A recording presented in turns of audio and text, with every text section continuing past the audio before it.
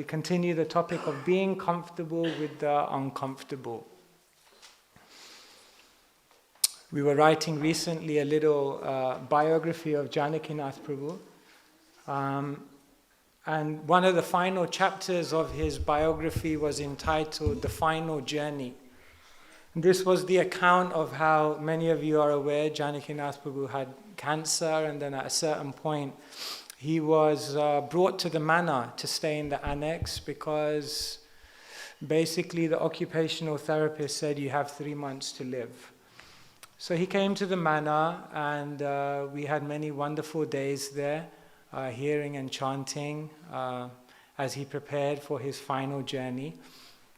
And then 2 days before he ended up leaving this world, an opportunity arose to go to the hospital to try and get a blood transfusion, which would perhaps buy some more time to try some more therapies. And practically, although there was maybe a very small chance, Karuna Ras knows he was part of that whole Leela, Janakinath Prabhu's conviction was, if there's a chance, let's try it. He was someone who lived in this world, who loved life, who loved devotional service, and so he was willing to try anything to continue despite all the complexities that would be there, even if he did end up surviving. And so we call that final chapter the final journey. And I started that chapter with a quote by Christopher Columbus, who says, if you want to find out what's on the horizon, first you have to be willing to sail away from the shores. And so for me, this quote summed up Janakinath's final journey, because he was willing to sail away from the comfort, sail away from what he knew was secure and safe, and endeavor something more in devotional service. And in that final journey, he ended up leaving the world gloriously, destined for a place with Krishna somewhere. So Christopher Columbus said, if you want to find out what's on the horizon, you have to be willing to sail away from the shores. It's also significant because Prabhupada once told the story of Christopher Columbus. Prabhupada had also sailed away from India and had gone to America, spread Krishna consciousness everywhere. And after he had done it, some of his contemporaries were saying, it's not such a big deal. Anyone could have done it. Anyone could have spread Krishna consciousness all over the world. So Prabhupada, he told the story of Christopher Columbus, who had sailed away from the shores to find out what was on the horizon and found America. And when he had returned from his voyages, then he met all his contemporaries, and they said exactly the same thing to him. They said anyone could have done it. Anyone could have found America. Anyone could have gone sailing and done it. And then what did Christopher Columbus do? He said, bring an egg. And so Christopher Columbus had an egg. And he said, I want someone here to stand this egg on its head. How do you do that? Everyone was baffled. And then what did Christopher Columbus do? Pop. He just popped the top of the egg and he just stood it like that. And he said, there, done. Anyone could have done, but I have done. Anyone could have done, but I have done. Everyone had the opportunity to stand the egg on its head, but I did it. Everyone had the opportunity to sail away from the shores of what we know and find America, but I did it. Any one of you, Prabhupada said, could have left America and embraced the discomfort, gone into the unknown. Any of you could have sailed away on that journey on the Jaladuta and spread Krishna consciousness all over the world. It didn't have to be me, because it was Mahaprabhu's prediction. It was just waiting for someone to become the instrument. Anyone could have done, but I have done. So that was a very amazing story because it shows that actually there's a divine plan going on. When you hear this topic, you think the uncomfortable, that sounds so unstable, that sounds so unpredictable. But what we have to know is that in the uncomfortable, if we're always walking with Krishna's plan, with sincerity, Krishna is already there. Krishna is always there. Therefore, what did Krishna say to Arjuna? Tasmat tvam tishtalo yasho labhashva jitva shatrun bhongshva rajam samriddham. He says, Arjuna, I've already killed everyone on the battlefield. The outcome of this battle is already decided. All you have to do is become an instrument in my plan. So even when we hear about being uncomfortable, we think that's it's too unnerving. But behind it, we have to understand that Krishna's plan is there. So we're going to develop this a little bit more. Yesterday we talked about stages of comfort. Most people are just trying to find comfort in material life. Is that a bad thing? No, it's not a bad thing. You should have a steady job. You should have a steady social situation. You should have some security. But know that that comfort is just an illusion of comfort. That doesn't mean it's not valuable, but it's not the goal of life. Then we come to spiritual life, knowing that in material life, ultimately there's no happiness. And then we try to find a nice situation in a nice Krishna conscious life. We find our dharma. We find a way in which we can incorporate all our sadhana practices into all the different duties that we have. Is that a bad thing? Not at all. You have to do that. But know that that comfortable spiritual life is also not comfortable. It's an illusion of comfort. The only place you will ever find comfort, the only place you will ever find peace is in Krishna consciousness.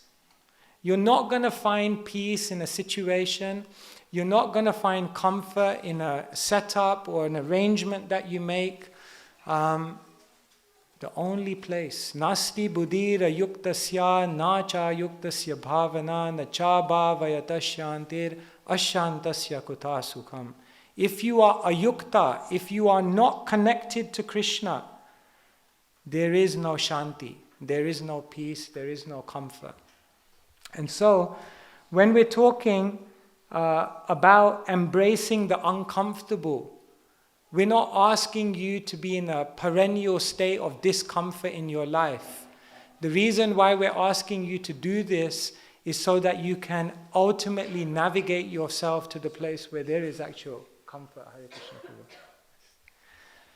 And therefore, we have to be ready and willing to embrace discomfort, not because we're masochists, not because we're just trying to, experience pain for the sake of having pain, but because all of that pain has a key ingredient to take us to a deeper level of Krishna consciousness. So, we said that there are varieties of discomfort. There are voluntary things that you can do to say, in my life, I will do this because I want to go into the uncomfortable zone and find Krishna. There's a voluntary decision you can make.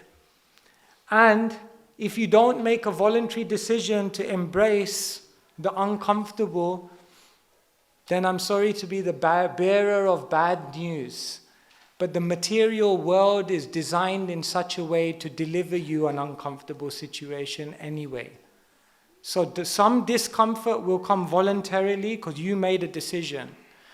And many types of discomfort will come involuntarily because that's the nature of this world. Krishna says, Mam upetya punarjanma dukhalaya mashashvatam. The world is rubber stamped. A temporary place which is full of misery. So all of that voluntary and involuntary discomfort is there not because Krishna wants you to experience pain, not because Krishna wants you to be insecure, not because Krishna wants you to put you in a situation where you're struggling, but because Krishna wants to bring you to ultimate comfort. Krishna wants to bring you to ultimate peace.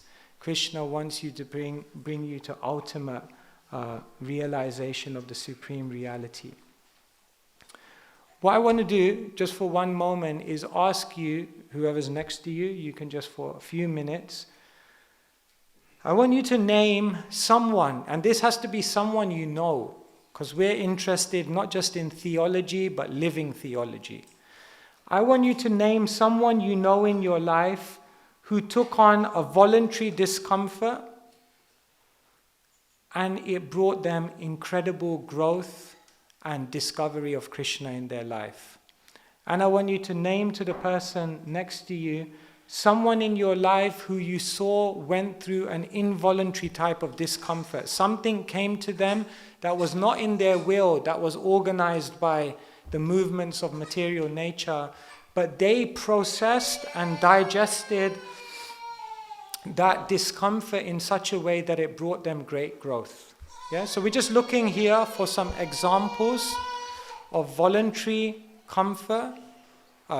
discomfort and involuntary discomfort. Because what I want us to get is a picture of what does this embracing the uncomfortable look like in our life. Is that okay? So I'll just give you a few minutes. And please name specific people who you've seen this practically work in. How they learn to be comfortable with the uncomfortable, either voluntarily or involuntarily, and it brought them incredible growth and discovery in Krishna consciousness. Okay, I'll give you a few minutes to do that. So thank you very much. So the reason we're doing this brainstorming is because we want to try and make it a little bit real. We want to see whether this actually really works in the world.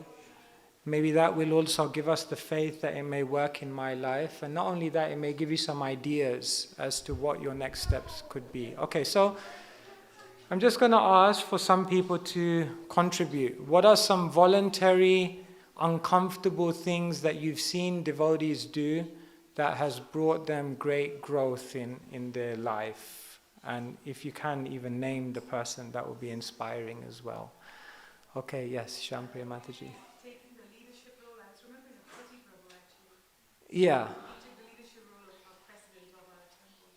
And he just touched everybody. The growth was, he was already such a big, nice devotee, but I think it was very nice that he became the president of the temple, and the manner grew from,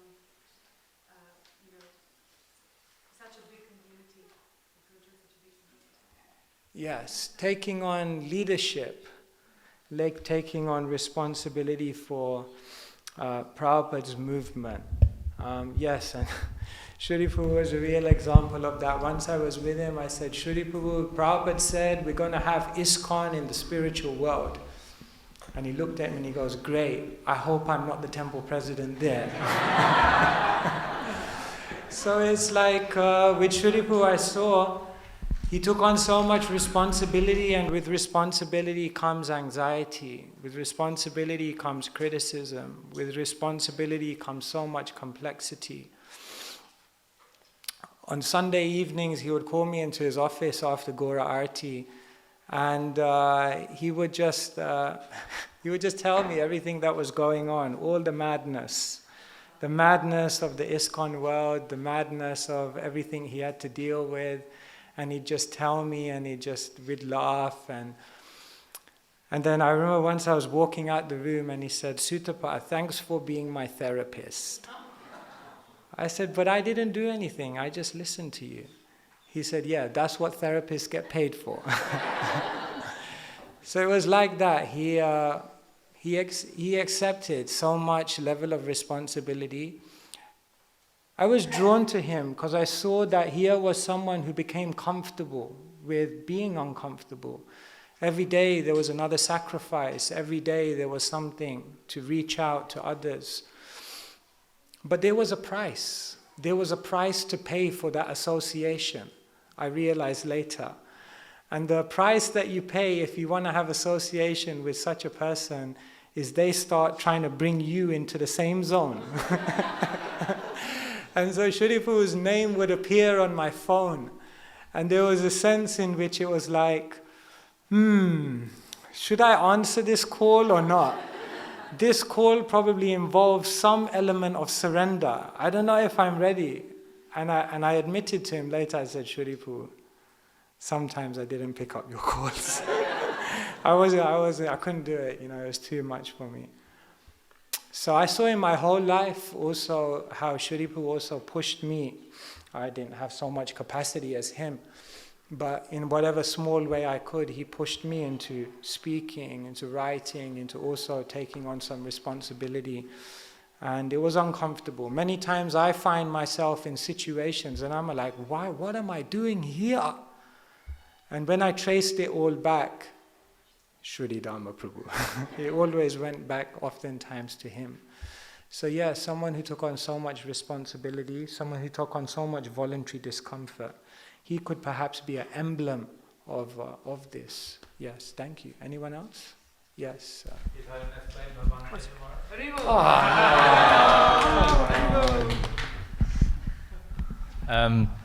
So, Maharaj, you've taken the step to be a sannyasi, and just really based on what you were saying at your sannyas ceremony, you said that you're really stepping into the unknown. Something that Prabhupada did. So you mentioned that you don't know what you're going to do, where you're going to go. So that in itself is voluntary discomfort, and I'm sure even in the past few weeks you've grown so much, and I'm sure you're going to grow so much more in the next few decades. So I'm not sure if it was voluntary or involuntary. I'm still trying to figure that one out, but we can put that in the middle. Put in the middle. I don't know. I'm very small. I'm trying to do something. Everyone is making a commitment. The other day someone... Yes, Anil Prabhu. Oh, sorry. Yeah. I was just going to comment and then I'll come to kind of Kabja Prabhu. Someone once came to me the other day and said, taking sannyas, that's a big risk. Then I looked back and when I said, not taking sannyas, that's also a big risk. They said, getting married, that's a big risk. Not getting married, that's also a big risk. Actually, everything is a risk. We have this illusion that not doing something is the safe option and doing something is a risk. Did you know that doing something is just as risky, or not doing something is just as risky as doing something? Like imagine you're in quicksand and then you look forward and you think, I can get out there, but there's some wild animals, risky. You look right and you think, I could go there, but then there's some cliffs, risky. I could go back there, but there looks like there's a thunderstorm, risky. I could go there, but it doesn't look like there's going to be any food. How will I survive? Risky. Okay, what to do? I'll take the safe option and just stay here. Well, my friend, you're in quicksand. So you may think you're taking the safe option. Everywhere there is risk. So everything's a risk. So one person once said to me something which changed the way I look at life. He said, in any decision, don't always be nervous about what could go wrong. Start getting excited about what could go right.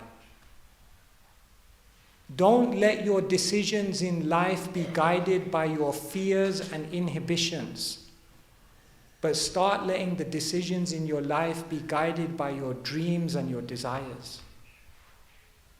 Which type of life do you want to lead? It's how we process. You see, when I'm coming in to give a talk, there's adrenaline going through naturally. Public speaking, one of the biggest fears in life.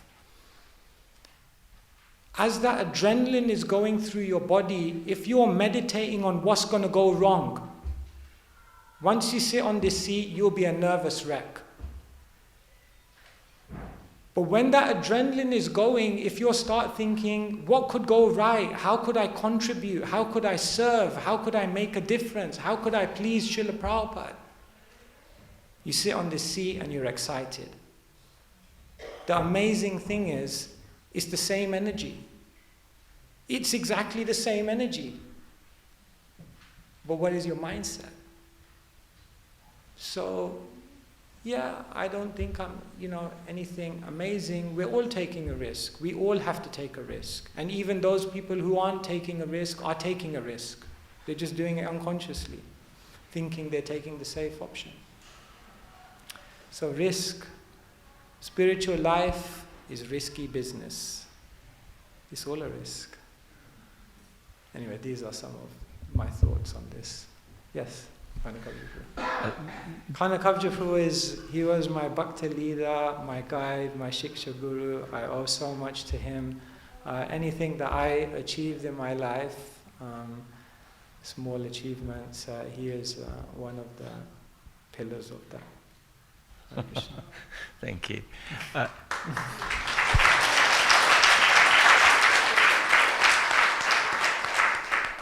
So there was one devotee that really comes to my mind when we talk about discomforts.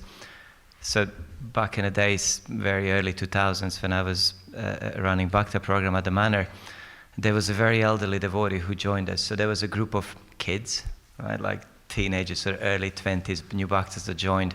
And there was this elderly devotee in his 60s who came from Isle of Wight, Bhakta Pita. Some of you might know him as Prayojana Prabhu. And I can say I don't think he's one of those really rare saints that you can see in your life and learn from. And it was kind of quite puzzling from the very start. You could see the level of... I knew a little bit about his background. I knew he didn't have easy life, and he literally left everything behind and joined the temple. And the level of service he would take, he was always insisting on washing the floors of the temple, washing the bathrooms, washing the dishes, and he would go above and beyond the service that we would normally do. And we had minimum reading time, and because he always wanted to chant extra, he would go to sleep really late, wake up really early, and he would be so tired that the only way for him to read and stay awake was to walk. So back in the day, you would always see him walking Manor Road up to the gate and back, reading the Bhagavad Gita, the only way to conquer sleep. And I don't know about you, but for me, coping with lack of sleep is probably the biggest austerity. And I tried preaching to him at the end that, look, this is not sustainable, you can't do this, it's fanatical, right, and all of this. And you could see he would just, smile, nod, and he would just carry on. And whenever you think you can stop him, he would just do more service, he would just stay up late, wake up early. And I remember once, it was, I think it was summer 2001, it was similarly hot like now, and I couldn't sleep at night, and I woke up. And he was chanting, we were sleeping in the same room. And then I realized he's actually asleep, and he was chanting through his sleep. And that was very, very frequent, that he would be completely in deep sleep, and he would just chant. And then I remember I went to Shruti Dhamma Prabhu to ask him, okay, so how do I deal with this person? What do I do? Because I'm responsible, and I take care of people. And then he just listened to me, and he said, oh, no, that's a saint. You don't interfere, just serve him and let him carry on. And you could kind of really see the austerities that he was putting himself through at that old age. Right, and just carried on. And you could see, some of you have seen him through later years, his humility was just unparalleled. And whenever I think of austerities of modern day saints that are kind of unsung, he's one of the first people comes to my mind and really inspires me.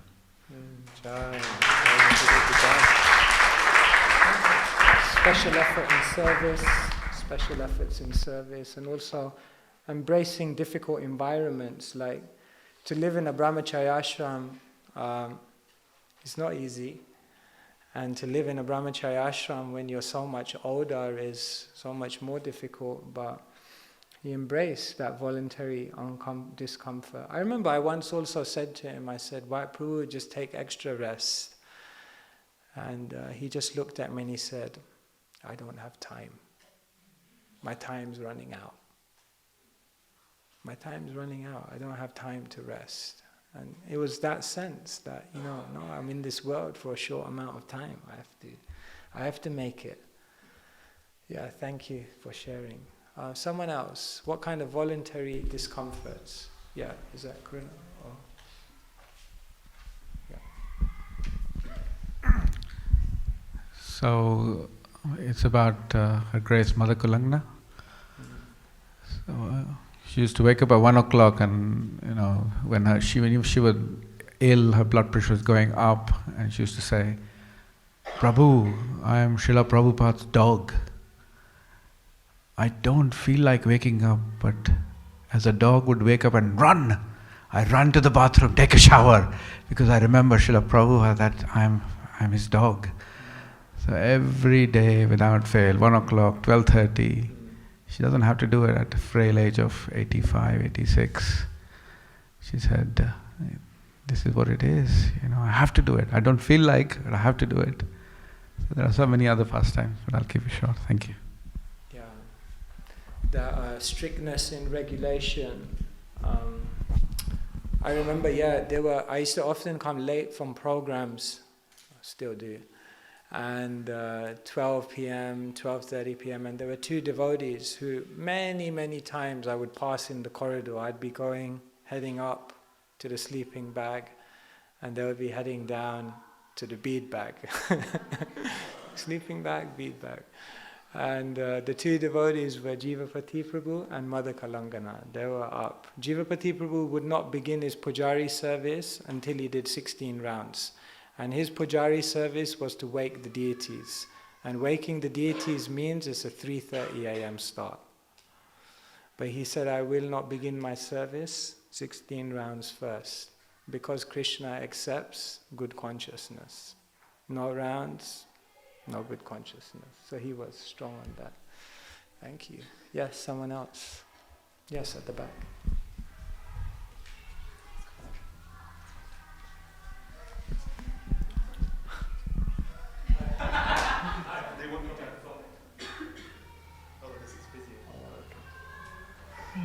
I thought he was coming to do like a magic trick or something.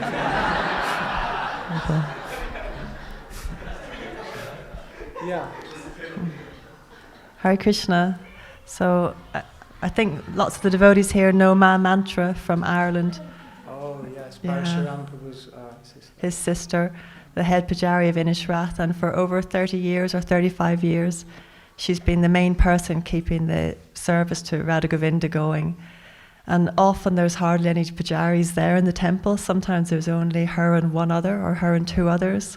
And many times devotees wanted to lower the standard of worship, because it's been done in so many other temples, and there's no way she would hear of that, and she would say, I'll do everything myself rather than have the standard lowered. And for year after year, she's been the main person, just hardly sleeping at all, many times, few hours sleep a night, exhausted a lot of the time, but cooking offerings, dressing the deities every day. And she would tell me that when she was a little girl, she had a teddy bear, and she didn't know anything about deities, of course, then they weren't brought up as devotees, but she would sew outfits for the teddy bear, and she would sew that teddy bear 7 outfits a year. And then when she became pujari, she's sewing 7 outfits a year for the deities. And I've been to India with her many times in Kartik, and she's just completely transcendental, unaffected by the austerities of the holy dam or illness. So even when she was sick, she'd still be up for Mangalarti, up doing all of her rounds, and just nothing would stop her. Like you would get special mercy being in India with her that you wouldn't get if you went with anybody else. Just a wonderful soul. Thank you so much for sharing. Yes. And I think here is a specific, making a sacrifice in a situation where there's a real need, maybe you can just write that, Harsh, doing the needful and making a sacrifice where there's a need, or where, very few devotees in Inishrath, and really just keeping it going. These are all the heroes and heroines of the movement. Mahamantra, Mataji, and then obviously when you see her, we all are familiar with Parashuram Prabhu, so when we see her, we see Parashuram Prabhu. And Parashuram Prabhu is also, Oh, Krishna. I could tell you many. Okay, I'll tell you one story of Harsha. One day he came to me and he said, "You want to come with me to Amsterdam Rath Yatra?" So I said, "Yeah, sounds exciting." So he said, "Meet me at the back of the kitchen tomorrow at 6 o'clock. So I went to the back of the kitchen, and it was his Food for Life van, the old one. So then he pulled up there. So then I went to the front, and there was him, and there was two others. So that it was full in the front. So he said, "Yeah, you ready to come?" I said, "Yeah." So he goes, "Get in the back." I'm like, no, can I sit in the front? Sit in the front, I'm going to sit in the seat. I mean, we're going all the way to Amsterdam. He said, no, just get in the back. It's okay. I put a seat there for you. So I said, okay. So I got in the back of the van. I opened the door. And there was a deck chair there. I was like, are you serious? He's like, in these deck chairs, you think like this, I'm like, he says, yeah, don't worry, it'll be okay, So I'm in the back of this van. I'm driving away from the man. I'm in this Food for Life van. It's like prasadam stains everywhere, like it's dark. You can't see anything. And I'm sitting in a deck chair. I'm going all the way to Amsterdam as well, by the way. Okay, I thought, okay, let's roll with it. It's the Hare Krishna movement after all. Anyway, then we got to Dover, we got across to Calais, everything was fine. Then from Calais, we started driving to Amsterdam. Anyway, so you can imagine, Parashuram's driving the whole way. So you can imagine now it's like the middle of the night. So we're driving, anyway, police sirens. Oh, God. So then he pulls over. So he looks back and he goes, "Just stay there." I'm like, yeah, I'm not going anywhere. I'm comfortable in this deck chair. Anyway, so then the policeman comes to the front of the... so he's shining a torch on all of them, and he's kind of checking out, and then Parashuram, the Irish charm and all of that. And then this police... And then he shines like this to the back. And then I'm like, So he sees me in a deck chair, the policeman. And he looks at Parashuram, he goes, "Who's this guy?" He goes, "He's my friend." he goes, "I know he's your friend, but what's he doing in the back?" So the policeman looks at him and he says, "This is completely illegal. You can't, this is completely unsafe, this is completely illegal, this is, not according to regulation. This guy's got to get out." So Parashuram looks back at me and he goes, "You got to get out."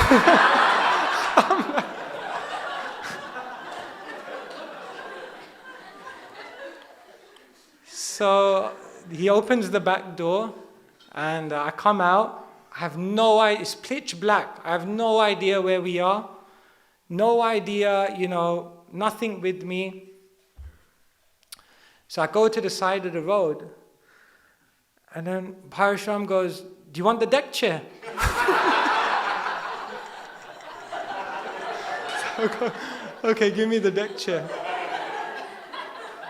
So then he gives me the deck chair. By this time the policeman's gone. And then he closes the van door and he goes, "Don't worry, I'll be back to pick you up." I said, "That's what Krishna said when he left Vrindavan." He goes, no, you just wait here. I'll go to Amsterdam, I'll drop everything off, and then I'll come to pick you up again. So what to do? At that moment, the words of my parents about the Hare Krishna movement, maybe they were right, But anyway, here's the point of the story. Parashuram, he began at 6 o'clock. He dropped me off in the middle of the night at 2 a.m. or whatever it was. He drove another 3 hours to Amsterdam. He dropped off all the equipment. He came back another 3 hours to pick me up. He did come back, credit to him. I got in the van, this time in the front. We drove back another 3 hours to Amsterdam. As soon as he got there, he started cooking the feast. As soon as he finished the feast, the Ratha Yatra began and he was at the front with his ukulele. He did the whole procession. When the procession ended, we came back, we packed up everything, and he started and he drove all the way back to Amsterdam, back to Calais. And then someone took over. And I calculated it, and he must have done, it was over 24 hours, non-stop. And I was like, and what really impressed me about the devotees were how hardworking they were. I have to say, like, this is the one thing that convinced me about Krishna consciousness when I saw that these people believe in something. And I thought, there must be something to this, otherwise why would people do this? So I think just that, incredible efforts in devotional service. Okay, a few more quick ones. Voluntary, anyone want to share anything? I see that in my Guru Maharaj, His Holiness Jaya Pataka Maharaj, even when he had his kidney and liver transplant and was unconscious for nearly over 7 days, he woke up saying, I don't know how he remembered it was Ekadashi. And he told the doctors, I'm not going to have anything but Ekadashi. And then what he did was, obviously he was 7 days behind on his rounds. He doubled the rounds within 7 days. He don't need to caught up, he doubled it. So just involuntary. And then he was already trying to give class. So it's crazy. Like, you just recovered from 7 days of unconsciousness and you're still trying to give class. So there's so much involuntary comfort. Of course, if you want to get inspired, then you can just do a YouTube search. Never Give Up? Never Give Up, Keshava Swami. And there's a video, and it gives all the accounts of what he did after his stroke. How many classes, how many world tours. I remember after his stroke, he came to the manor, and to go from the temple, he was staying in the life membership room, to go from the manor temple room door to the life membership room took him 2.5 hours to walk up the stairs. And I was just thinking, what drives someone? You know, you could just say, okay, the sign has come, let's retire, Mayapur, anyway so many people can meet me there, I'll preach from there. Here was someone who after a stroke decided to go on a whole world tour. Comfortable in the uncomfortable, knowing that that is what will lead me, bring me face to face with Guru and Krishna. These are the inspiring stories of our movement. What drives, do we want to taste that? What drives someone to do such things? There must be something. There must be some magic there. There must be some rasa. There must be some taste. There must be something they're experiencing. Otherwise, why? This is the opportunity that we have. Okay, what types of involuntary discomfort come in our life? None? Yeah. When Shridaman had to go to Dwarka, his wife, he was too embarrassed to just take a grain of rice and too embarrassed to offer that to the Lord because the Lord has everything. But his wife insisted, that it doesn't matter. The whole point is doing it out of love. So don't feel, uncomfortable approaching the Lord with so little, even though the Lord has everything. So he had to go through discomfort because Krishna was so dear to him. So he felt embarrassed to go there, give such little thing and but such a big thing in return. So he had to go through this discomfort. And then I'm not sure which one this one fits in, but Mirabai, we all know the story about how she got poisoned when she was doing, every day when she used to do Sankirtan, her in-laws, tried poisoning her. So she never, she drank it like it was water, but she carried on. She never stopped doing Sankirtan every single day.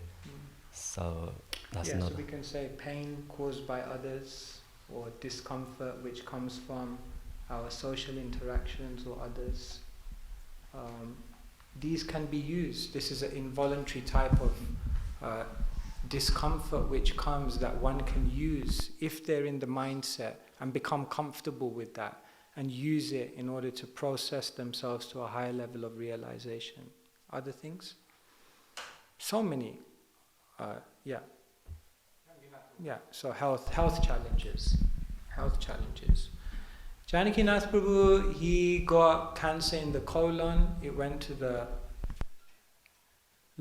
liver, then it went to the lungs. He had 5 major operations. He had 3 cycles of chemotherapy. At one time, he was self-administering 30 pills a day, and many, many nights alone in hospital. One time he rang me in the middle of the night from hospital, and he said, this place is like teaching me so many things. On one floor of the hospital, I just see death all around me. And on another floor of the hospital, there's the maternity ward, and there's all these souls coming into the world. Souls coming into the world, souls leaving the world. And he said, I'm learning so much from the hospital. He just called me in the middle of the night to tell me that. This is quite interesting. Can you imagine what that feels like, to be lonely, alone in a hospital, night after night, self-administered, 30 pills a day? Who can digest all of this discomfort? Somehow or other, he used it all. He used it all of that discomfort, all of that uncomfortable situation that Krishna put him in to just perfect his life. Who can do that? Only when you learn the art of becoming comfortable with the uncomfortable. I was on Sankirtan after we had done the marathon. That's when he had had the pains. And I remember this day specifically, I was in Bedford. And I was doing Sankirtan. At this time, he had gone in for tests. He called me. I remember I went into Sports Direct just because it was quieter and warmer. And then he said, they just told me I got cancer. And okay, what do you say to someone, So we had some conversation. You could see clearly he was displaced naturally, thinking about how his life is going. He was actually just concerned about what it would mean for his service, because he was such an active person. But the amazing thing is, by the time I drove back to the manor, and then I met him in the ashram, I went immediately first to see him, and we sat down, and it was incredible. Within 3 hours of when he had called me and learned the news, and when I met him 3 hours later in the ashram and started speaking to him about it, in that period of 3 hours, he had already changed that state of mind, which was complete shock. And he was already saying, it's okay, I'm going to do this, and then we'll work it out this way, and this opportunity is gone. And he was already thinking about opportunities. That's how much time it took him to turn something which was the most shocking news in your life to a piece of news in which you saw incredible opportunity and growth and potential and hope and inspiration for the future. And I realized this is the art of becoming comfortable with the uncomfortable. Who is learning this art? If you learn this art, this is the art of life. This is the art of Krishna consciousness. So yes, Janakinath Prabhu's health is definitely a very good example. Any other things? Yeah. Sorry? Shruti Prabhu's health. What's the? Yes, the health again. Yes. Yes. The sacrifice of our mothers, ladies, that they voluntarily want to have children, but the involuntary discomfort of many years of late nights, the kids hitting them back, disowning them when they're older, all of these things that it starts off with a dream of wanting to give love, but there's so much turmoil and sacrifice and headaches on the way. So I just wanted to mention that. I don't know if that is involuntary or voluntary, but yeah, there's so much, and one of those points may be lack of reciprocation, or lack of, you do so much and you don't feel, maybe, but you keep going and you keep giving. Yes, thank you. What other involuntary discomforts come to us in our life? Anything else? Yeah. I'm not sure where it fits, but I wanted to share what we were speaking about. Our met Nityananda Prabhu, who's the temple president, and he was just telling us his story. So his parents were the opposition in Fiji, so like Labour. And when Tamal Krishna Maharaj was there, they basically wanted the devotees out to the point where they were discussing just assassinating them. And he met Maharaj, and Maharaj just said to him, look, before you assassinate us, try this out for a month. And he said within a few weeks he went back to Maharaj and was just like, please make me your disciple. It was just an amazing story of associating with a pure devotee. And at the time he was telling me he was a businessman, multi-millionaire, just doing amazing material projects, and Maharaj just said, give this all up and run this temple. And he's been running it since, and it just really inspired me. So in one sense it was voluntary, but in the other involuntary, because he didn't see it coming. He just met this Maharaj, he didn't know who he was. A lot of the local Fiji people hated him, the devotees, and he was just turned by the experience he had. Yeah, we hear many stories like this. Yeah. No, thank you for sharing all these stories. Like other involuntary, we all go through involuntary challenges. There may be a change in your fortunes, for example.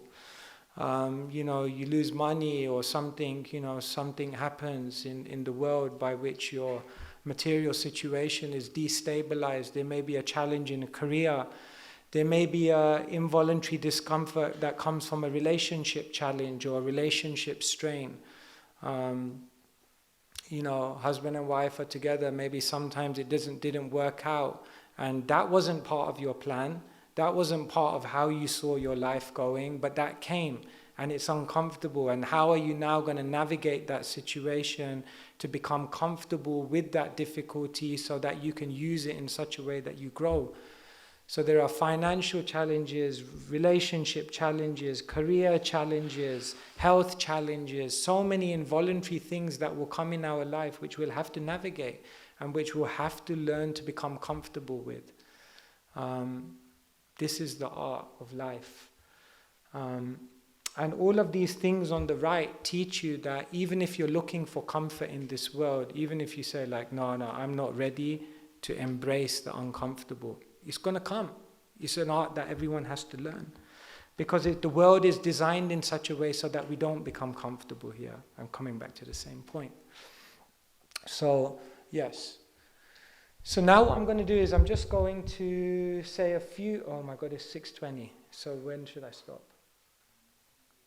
In 10 minutes. Okay, I'm just going to summarize. When I asked you to put these things up, I kind of just composed it into 5 questions which I saw coming up repeatedly.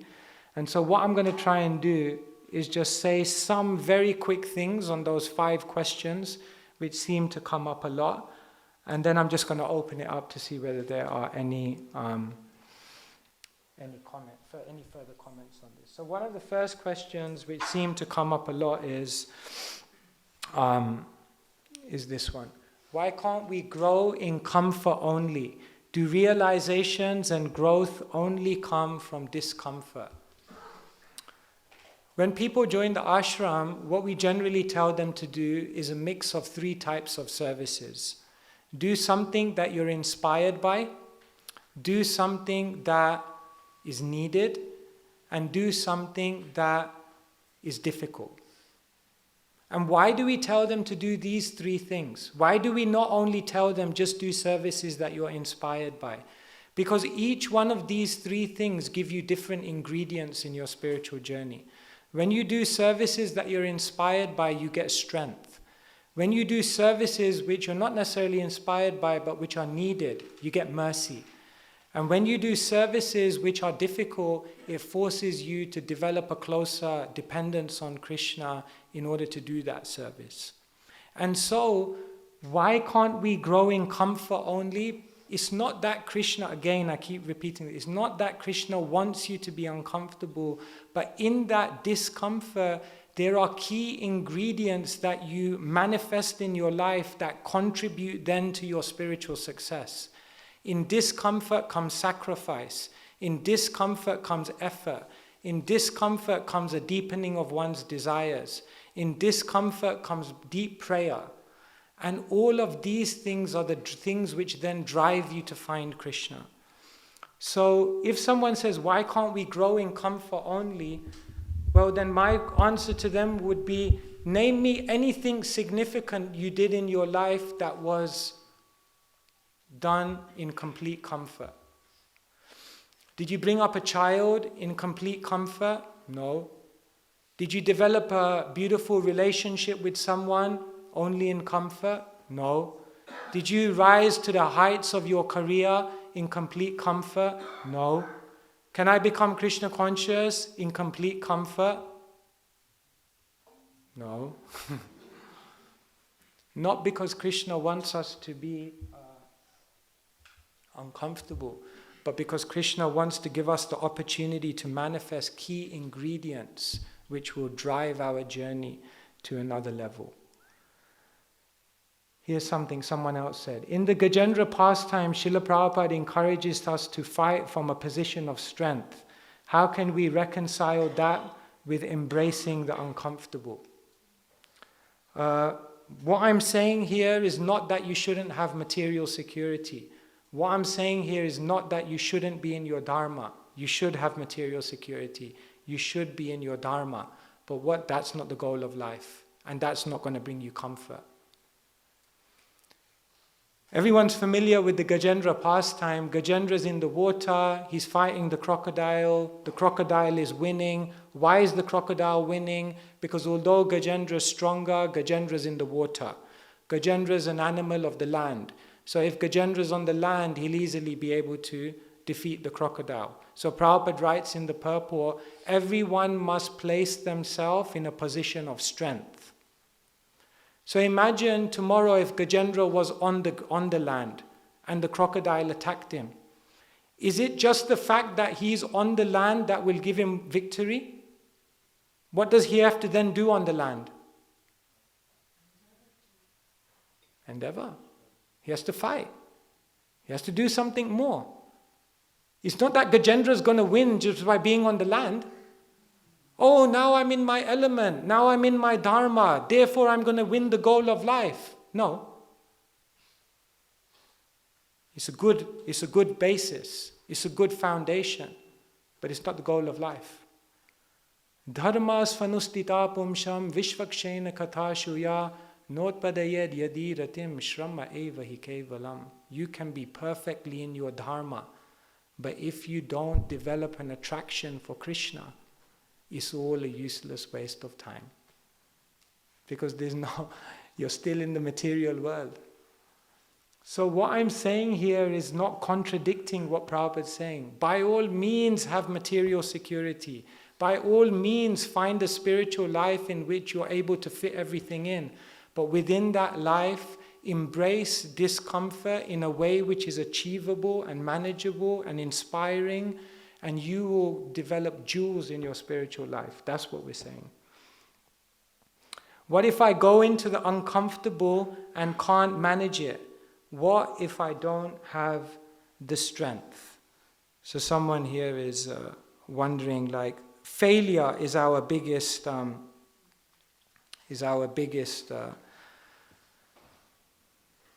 block sometimes. So we think, what if I go? But again, we can't live our life like this. It's like saying, what about if I go into the gym and I get an injury? I couldn't possibly go into the gym. I might get an injury. I might push myself too far. No. So then if you're worried about that, go into the gym and get a personal trainer. Get advice, get guidance. With the community of devotees, find a space, reflect on your own ability. You don't have to do something crazy. You don't have to do a kamikaze thing. But you can start taking one step out of your comfort zone to try and meet Krishna. And you know, when you take one step out of your comfort zone, you get the capacity to then take 2 steps. And when you take 2 steps, you get the capacity to take 5 steps. Begin the journey and do it in a way in which, you're not going to harm yourself. Remember, there's comfort zone, there's crisis zone, but in the middle of that, there's creative zone.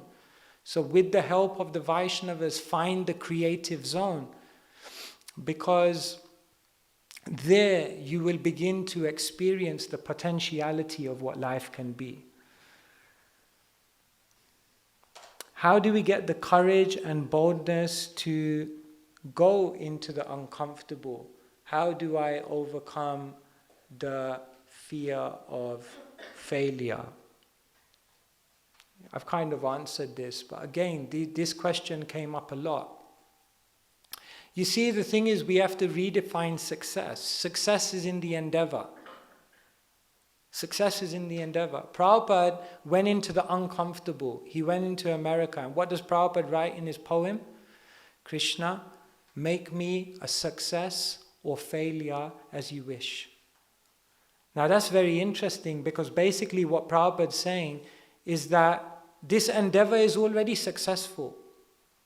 Now externally, my mission may be a success, my mission may be a failure, that's up to Krishna. But internally it is a success, because I've done it with sincerity for the pleasure of Guru and Krishna. So if you go into an uncomfortable zone to try and do something and it doesn't work out, your success is not based on it working out. Your success is already there because you've tried. Vaisheshika Prabhu, he says in book distribution, just touch the pavement. When you go out on book distribution, it's just touching the pavement. Once you've touched the pavement and you're out there, in one sense you're already a success because the endeavor is there. Now how many books you distribute, that's up to Krishna. So there's no need to be worried about failure. It's already a success if you've done it with sincerity, because Krishna will reward it. How do we know what the next step into the uncomfortable is? So again, I've already mentioned this. Take guidance, have a community of devotees around you. But you know what? Most of the time we know what Krishna wants us to do. I was in Switzerland, Zurich, and then someone at the Sunday feast, at the end of the class, they said, but Krishna was speaking to Arjuna directly, telling him what to do. So it was easy for Arjuna, because Krishna was right there. But how do I know what Krishna wants me to do? Because Krishna is not appearing before me. Therefore it was easy for Arjuna, but it's not easy for me, because I don't know what's my next step. What does Krishna really want me to do? The fact of the matter is that in most things in life, we know what Krishna wants us to do. We know what discomfort Krishna wants us to accept. When the alarm goes off at 5 o'clock in the morning, you can't be like, Krishna, if you really want me to wake up, I'm ready, but just tell me. If you appear before me and if you tell me, that this is really what you want, I'll be ready, but I'm not sure. I need a sign. I need to be sure that this is really your will. We know. We know what Krishna wants us to do. We know through the voice of the Vaishnavas what Krishna wants us to do. If we're deeply introspective, we know the next step we can make into the unknown. Maybe there may be a few situations where there's some confusion. Most of the time we know. But the question is, do we want to do it? And so these are some points we've discussed. And essentially, this is my proposition to you at the end of this little discussion, that if we make a shift in our life from seeking comfort and we get in the mindset of seeking growth, and in order for growth to happen, being comfortable with the uncomfortable, that's what will create a really dynamic Krishna conscious life.